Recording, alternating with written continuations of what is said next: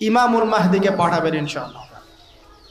কোত্থেকে আসবেন? নবীজি বলছে যখন দেখবে খোরাসান থেকে ব্ল্যাক ফ্ল্যাগসগুলো বের হয়ে গেছে। এভাবে আসছে হাদিসে, বরফের উপরে সাঁতার কেটে হলেও তাদের সাথে যোগ দিল। ওই সময় ওয়ার্ল্ডের অবস্থা কেমন থাকবে আমরা জানি না, হাদিসে এভাবে আছে। নবীজি বলেছেন খোরাসান থেকে যে মুজাহিদিনরা বের হবেন তাদেরকে কোনো বাহিনী পরাস্ত করতে পারবে না, এমনকি তারা জেরুজালেম পর্যন্ত পৌঁছে ওটাকে জয় করবে। হাদিসে আসছে, কিছু করার নেই। হাদিস সহিহ না জয়ীফ না জাল, ওলামায়ে কেরামকে জিজ্ঞেস করে নিন।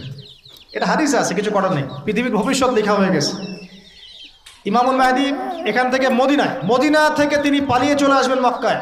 তিনি নেতৃত্ব নিতে চাইবেন না, মানুষ জোর করে তাকে নেতৃত্ব দিবে। হাজার আসওয়াদ এবং মাকাম ইব্রাহিমের মাঝখানে তার হাতে বায়াত নেওয়া হবে। কতজন বায়াত নেবেন? 313 জন। 300। এরপর শাম থেকে